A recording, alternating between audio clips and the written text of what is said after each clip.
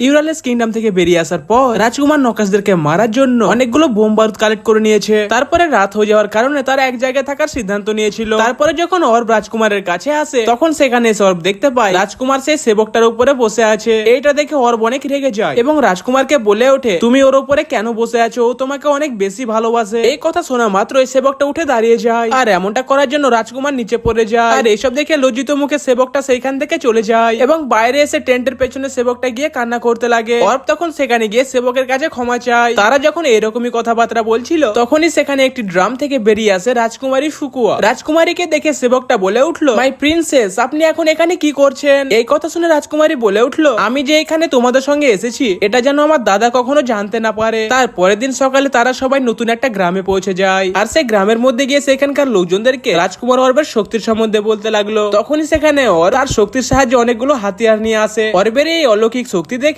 তারা সবাই অবাক হয়ে যায়। তখন সেখানে রাজকুমার বলে ওঠে, আমরা এগুলোর সাহায্যে অনেক সহজে নকাশদেরকে মেরে দিতে পারবো। তারপরে আমরা দেখতে পাই সেখানে একটি বয়স্ক মহিলা তার ছেলেকে নিয়ে সেইখানে আসে এবং অর্বকে রিকোয়েস্ট করে বলে ওঠে, আপনি দয়া করে আপনার শক্তির সাহায্যে আমার ছেলের পাটা ঠিক করে দিন। এইসব দেখে অর্ব অনেক উদাস হয়ে যায়, যার মানে হলো সে এমনটা করতে পারবে না। এইসব দেখে রাজকুমার তার একটা সৈনিককে সেইখানে ডাকে যার একটা পা নকল ছিল। রাজকুমার তখন অর্বকে সৈনিকের নকল পাটা কপি করতে বলে। তারপরে অর্ব সেই সৈনিকের পাটাকে নকল করে সেই অসহায় ছেলেটাকে দিয়ে দেয়। আর এমনটা করার জন্য সেই বয়স্ক মহিলাটা অর্বকে আরেকবার ধন্যবাদ জানায়। তারপর রাজকুমার অর্বকে ধন্যবাদ জানিয়ে বলে, তোমাকে অনেক অনেক ধন্যবাদ এখানকার লোকদেরকে সাহায্য করার জন্য। তখনই সেখানে অর্বের ক্রিয়েটার এসে অর্বকে বলে যে খুব তাড়াতাড়ি এখানে একটা নকাশ আসতে চলেছে। রাজকুমার অর্বের মুখ দেখে খুব তাড়াতাড়ি বুঝে যায় যে এখানে একটা নকাশ আসতে চলেছে। এই কারণে সে তার সৈনিকদেরকে রেডি হওয়ার জন্য বলে। অর্ব তখন রাজকুমারকে বলে উঠলো, তুমি এটা কিভাবে বুঝতে পারলে? যার উত্তরে রাজকুমার বলে উঠলো, তোমার মুখ দেখে এটা পরিষ্কার বোঝা যাচ্ছে। তখনই আমরা দেখতে পাই নকাশরা সেইখানে হামলা করে দেয়। এইসব থেকে গার্ডিয়ান্স এর টিম লিডার তার শক্তির সাহায্যে নকাশদেরকে আটকে রেখেছে। তখনই সেখানে অর্বের ক্রিয়েটার এসে অর্বকে বলে ওঠে, আসল নকারটা এই জমির 20 ফুট নিচে রয়েছে।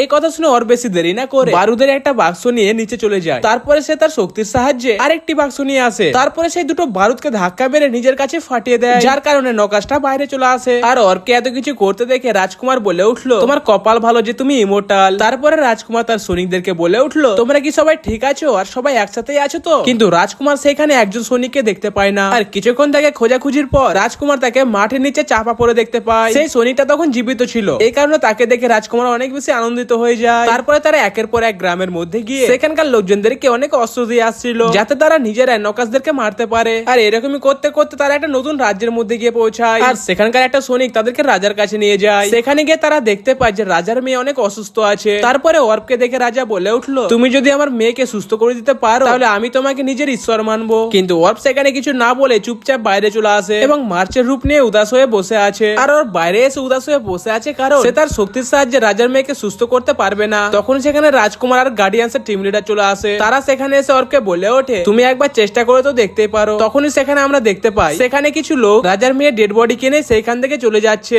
এর মানে হলো রাজার মেয়ে আর বেঁচে নেই। তারপরে আমরা দেখতে পাই রাজা তার মেয়েকে আনার জন্য অর্বের কাছে আরেকবার রিকোয়েস্ট করছে। তখন সেখানে রাজকুমার এসে অর্বকে বলে উঠলো, তুমি ওনাকে তোমার শক্তিটা একবার দেখাও। তারপরে অর্ব তার শক্তির সাহায্যে রাজার মেয়ের রূপ নিয়ে নেয়। আর এমনটা করার পর অর্ব তার বডি থেকে তাকে আলাদা করে দেয়। তারপরে অর্ব বলে উঠলো, আমি শুধু এইটুকুই করতে পারবো। আসলে অর্ব যে সোলটা নিয়েছিল তার মধ্যে কোনো আত্মাই ছিল না। তারপর রাজকুমার গিয়ে রাজাকে বলে উঠলো, আমি নিশ্চিত যে আপনার মেয়ে স্বর্গে যাবে। এই কথা বলে রাজকুমারও সেখান থেকে চলে আসে। আর সেখান থেকে বাইরে আসার পর রাজকুমার খবর পায় যে রাজার মেয়ের বডি আবারও গরম হতে লেগেছে। আর এমনটা করতে করতে অবশেষে সেই মেয়েটা আবারও জীবিত হয়ে যায়। আর এইসব কিছু দেখার পর রাজকুমার অনেক অবাক হয়ে যায়। তখন এই খবরটা অর্বকে দেওয়ার জন্য রাজকুমার অর্বের দিকে এগিয়ে যায়। তখনই আমরা দেখতে পাই সেখানে অর্বের ক্রিয়েটার এসে রাজকুমারকে কিছু একটা বলে। আর ক্রিয়েটারের কথা শোনার পর রাজকুমার সিদ্ধান্ত নেয় যে সে এটার সম্বন্ধে অর্বকে কিছুই বলবে না। তারপরে রাজকুমার চলে যায় সেই মেয়েটার সঙ্গে দেখা করার জন্য। আর সেখানে গিয়ে রাজকুমার মেয়েটাকে বলে উঠলো, তুমি এখন কেমন ফিল করছো? যার উত্তরে সেই মেয়েটা বলে উঠলো, আমি আবারও জীবন ফিরে পাওয়ার পর নিজেকে অনেক সুস্থ বুঝতে পারছি। তারপরে রাজকুমার তাদেরকে বলে, অর্ব এখনো পর্যন্ত এই রিজেনারেশন পাওয়ারটা নিজে জানে না, তাই তোমাদের কাছে একটা রিকোয়েস্ট থাকলো যে তোমরা এটা সম্বন্ধে কাউকে কিছুই বলবে না। তারপরে যখন রাজকুমার ঘরে ফিরছিল তখন সেখানে সেই দুটো আত্মা এসে রাজকুমারকে জিজ্ঞেস করে, তাহলে কি অর্ব আমাদেরকেও জিন্দা করতে পারবে? যার উত্তরে রাজকুমার বলে উঠলো, অর্ব শুধু তাদেরকে জিন্দা করতে পারবে যাদেরকে সে আগে দেখেছে। তারপরে তারা সবাই আরেকটি শহরের মধ্যে গিয়ে পৌঁছায়। কিন্তু সেখানে একটি ছেলে বলে উঠলো, আমি শুনেছি তুমি মরে যাওয়া লোকদেরকেও জিন্দা করতে পারো, এটা কি সত্যি? এই কথা শুনে অর্ব বলে উঠলো, না আমি এমনটা করতে পারি না। তখন রাজকুমার সে ছেলেটাকে জিজ্ঞেস করলো, তুমি এটা কিভাবে জানতে পারলে? যার উত্তরে সে ছেলেটা বলে উঠলো, আমি ইয়োগা রাজ্যের রাজকুমার সম্বন্ধে শুনেছি যাতে বেশি লোক এটা সম্বন্ধে জানতে না পারে, এই কারণে রাজকুমার অর্বকে নিয়ে সেখান থেকে চলে আসে। তারপরে সিনে আমরা দেখতে পাই অর্ব একাই একটা জায়গায় বসে আছে। তখনই সেখানে একটি মেয়ে এসে অর্বকে বলে ওঠে, আমি চার্চ থেকে এসেছি আর আমার কাছে খবর আছে তোমার শত্রুরা সবার আগে রাজকুমারকে ধরবে।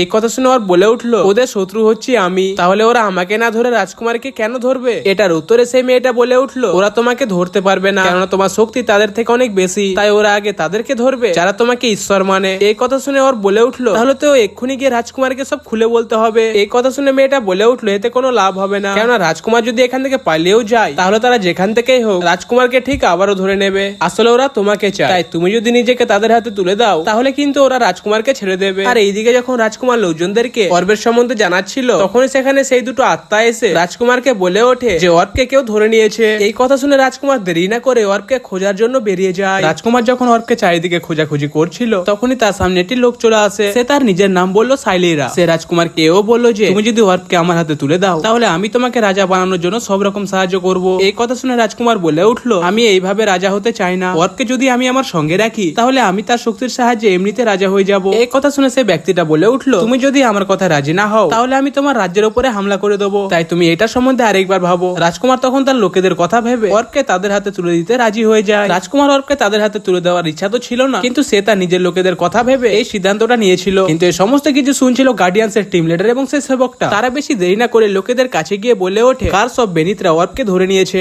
এই কথা শোনার পর লোকজনেরা চিৎকার করে বলে উঠলো, অর্বকে আমাদের কাছে আবারও ফিরিয়ে দাও। এইসব কথা শুনে রাজকুমার বেশি দেরি না করে সেবকটাকে তার কথা পাল্টাতে বলে, কিন্তু তখন সেই সেবকটা বলে উঠলো, অর্বকে তাদের হাতে তুলে দেওয়াটা এটা তোমার সব থেকে বড় ভুল ছিল। ইহুকো রাজকুমার এই সিদ্ধান্তে একদম রাজি ছিল না। তখনই আমরা দেখতে পাই সেখানে একটি সৈনিক চলে আসে আর সে সেখানে এসে লোকদেরকে বলে উঠলো, আমি হচ্ছি কমান্ডার। এবং তার পেছনে আমরা সেলেরিয়াকে দেখতে পাই। সেলেরিয়া সেখানে সকলকে বলে, আমরা ইমোর্টাল ডেভিল অর্বকে ধরেছি, কেননা আমার মনে হয় ওর ভবিষ্যতে আমাদের অনেক ক্ষতি করতে পারে। আর যদি ইমোর্টাল অর্ব সত্যি ঈশ্বরের পাঠানো দূত হয়ে থাকে তাহলে এটা তাকে প্রমাণ করতে হবে। এই কথা শুনে সেখানকার লোকজনেরাও এটা দেখার জন্য উৎসুক হয়ে যায়। তখন সেখানে কমান্ডারের আদেশে সেখানে একটা কফিন নিয়ে আসা হয় আর এই কফিনের মধ্যে ছিল একটা মৃত সোলজারের ডেড বডি। তখনই সেখানে কমান্ডার বলে উঠলো, 2 দিন আগে আমাদের প্রধান একটা সৈনিক মরে গেছে, আর অর্ব যদি সত্যি ঈশ্বরের পাঠানো দূত হয়ে থাকে তাহলে সে আমার এই সৈনিকটাকে আবারও জীবিত করতে পারবে। আর যদি অর্ব কোনো ডেভিলের পাঠানো দূত হয়ে থাকে তাহলে সে এমনটা কখনোই করতে পারবে না। এইসব শুনে রাজকুমার অর্বকে চিৎকার করে বলে উঠলো, অর্ব তোমাকে এমনটা করার কোনো প্রয়োজন নেই, এবং বলে ওঠে আমি এটা করব। এই কথা শুনে অর্ব রাজকুমারকে ধন্যবাদ জানায়। তারপরে অর্ব তার শক্তির সাহায্যে সেই সৈনিকটাকে জীবিত করার চেষ্টা করে, কিন্তু তখনই আমরা দেখতে পাই অর্ব শুধু সেই সৈনিকের বডি আনতে পেরেছে, তার মধ্যে কোনো জীবন ছিল না। এইসব দেখার পরে সে কমান্ডার বলে উঠলো, অর্ব কোনো ঈশ্বরের পাঠানো দূত নয়, এ হচ্ছে একটি ডেভিলের পাঠানো দূত। তারপরে কমান্ডার তাদের সবাইকে বন্দী বানাতে বলে। কমান্ডারের আদেশ পাওয়ার পরে কয়েকটি সৈনিক মিলে রাজকুমারকে ধরতে যায়, কিন্তু সেখানে রাজকুমারের সেবক এসে সেই সৈনিকগুলোকে মারতে লাগে। তখনই সেখানে একটি সৈনিক সেই সেবকটার পেটে তরোয়াল মেরে দেয়, যার জন্য সেবকটা নিচে পড়ে যায়। সেবকটাকে নিচে পড়ে দেখে রাজকুমার তার কাছে গিয়ে তাকে জাগাতে লাগে, কিন্তু তখনই একটা সৈনিক রাজকুমারের মাথায় মেরে দেয়, আর এটার জন্য রাজকুমার অজ্ঞান হয়ে যায়। তারপর যখন রাজকুমার চোখ খোলে তখন সে নিজেকে একটা খাঁচার ভেতরে দেখতে পায়, আর এই খাঁচাটা ক্রেন দিয়ে ঝুলানো ছিল। তারপরে আমরা অর্বকে দেখতে পাই। তখন সেখানে অর্বের ক্রিয়েটার এসে অর্বকে বলে রাজকুমার এবং তার সেবককে ওরা ধরে নিয়েছে। এই কথা শুনে অর্ব বলে উঠলো, ওরা আমাকে বলেছিল আমি যদি নিজেকে তাদের হাতে তুলে দিই তাহলে ওরা তাদেরকে ছেড়ে দেবে। এই কথা শুনে অর্বের ক্রিয়েটার বলে উঠলো, ওরা তোমাকে বোকা বানিয়েছে। আর এইদিকে খাঁচার মধ্যে রাজকুমার ভাবছে আগের বারে অর্ব সেই মেয়েটাকে জীবিত করে দিয়েছিল, কিন্তু এইবারে সে কেন এমনটা করতে পারলো না। তখনই রাজকুমার বুঝতে পারে যে অর্ব মনে হয় তাদেরকে জীবিত করতে পারবে যাদেরকে সে জীবিত অবস্থায় দেখেছে। আর এদিকে অর্ব গুগুর রূপ নেওয়ার পর তার মুখ থেকে আগুন বের করে এই সেলটাকে গলানোর চেষ্টা করছে, কিন্তু অর্ব এমনটা করতে পারলো না। তখনই আমরা দেখতে পাই অর্বের অবস্থা অনেক খারাপ হয়ে গেছে। তারপরে সে টিনারির রূপ নিয়ে তার ক্রিয়েটারকে বলে উঠলো, এখানে কি বিষাক্ত গ্যাস ভরা হয়েছে? যার উত্তরে অর্বের ক্রিয়েটার বলে উঠলো, এমনটা না। তারপরে অর্ব বলে উঠলো, তাহলে আমার সঙ্গে এমনটা কেন হচ্ছে? এই কথার উত্তরে অর্বের ক্রিয়েটার বলে উঠলো, এখন তোমার শরীরে একটা বিশেষ জিনিসের প্রয়োজন আছে। এটা শুনে অর্ব বললো, তাহলে আমি এখন কি করব? এটার উত্তরে ক্রিয়েটার বলে উঠলো, তোমাকে এখন কিছু করার দরকার নেই, তুমি শুধু এখানে অপেক্ষা করো। তখন অর্ব বলে উঠলো, আমি যদি এখান থেকে বাইরে না যাই তাহলে ওরা রাজকুমার এবং বাকিদেরকে মেরে দিতে পারে। এই কথা শুনে অর্বের ক্রিয়েটার বলে উঠলো, তাহলে তোমার চিন্তা ভাবনা এখন মানুষদের মতো হয়ে গেছে। তখনই আমরা দেখতে পাই সে কন্টেনারের মুখটা খোলা হয় এবং তার মধ্যে গলানো লোহা ফেলে দেওয়া হয়। তখন অর্ব চিল্লাতে লাগে। এটা দেখে অর্বের ক্রিয়েটার বলে উঠলো, এখন আমি এটা দেখতে চাই তোমার শরীরটা গলে কি লোহার মতো হয়ে যাবে। তারপরে কন্টেনারের বাইরে একটি লোক বলে উঠলো, তাহলে এত কিছুর পরে আমরা অর্বকে ধরেই নিয়েছি। তখন সেখানে আরেকজন ব্যক্তি বলে উঠলো, এখন তো শুধুমাত্র অর্ধেক কাজই হয়েছে, কিন্তু এই সমস্ত কিছু কাহাকু দূর থেকে শুনছিল। তারপর আমাদের সবাইকে সেখানে রাত্রির দৃশ্য দেখানো হয়, যেখানে কাহাকু তার হাতে থাকা নৌকাশের সাহায্যে সেই কন্টেনারের গেটটাকে খোলার চেষ্টা করছিল, কিন্তু সে এমনটা করতে পারছিল না। তখনই সেখানে রাজকুমারী এসে বলল, যদি এইরকমই চলতে থাকে তাহলে তো আমরা ধরা পড়ে যাব। তারপর আমরা সেই সেবকটাকে দেখতে পাই। ভাই সে কিন্তু এখনো জীবিত ছিল। তার পরের দিন সকালে স্যালেরিয়া সবাইকে বলে উঠলো অবশেষে আমরা অর্বকে বন্দি বানিয়ে নিয়েছি। এই কথা শুনে সেখানে কিছু লোক তো আনন্দিত ছিল, কিন্তু তাদেরকে ছাড়া বাকি লোকেরা এটা মেনে নিতে পারছিল না। এই কারণে তারা অর্বকে আজাদ করতে বলে। তারপরে আমরা কন্টেনারের ভেতরে অর্বের ক্রিয়েটারের একটি চোখ দেখতে পাই। অর্বের ক্রিয়েটার এটা গুনছিল যে অর্বের বডিটা গলে টোটাল কত পিস লোহায় পরিণত হচ্ছে। সে একটা একটা করে গুনতে গুনতে 1,29,000-এ পৌঁছে গিয়েছিল। তো গাইস এর সাথে আমি 2 Your Eternity 5 নম্বর পার্টটা এখানে শেষ করছি। দেখা হচ্ছে পরবর্তী পার্টে, ততক্ষণের জন্য বাই।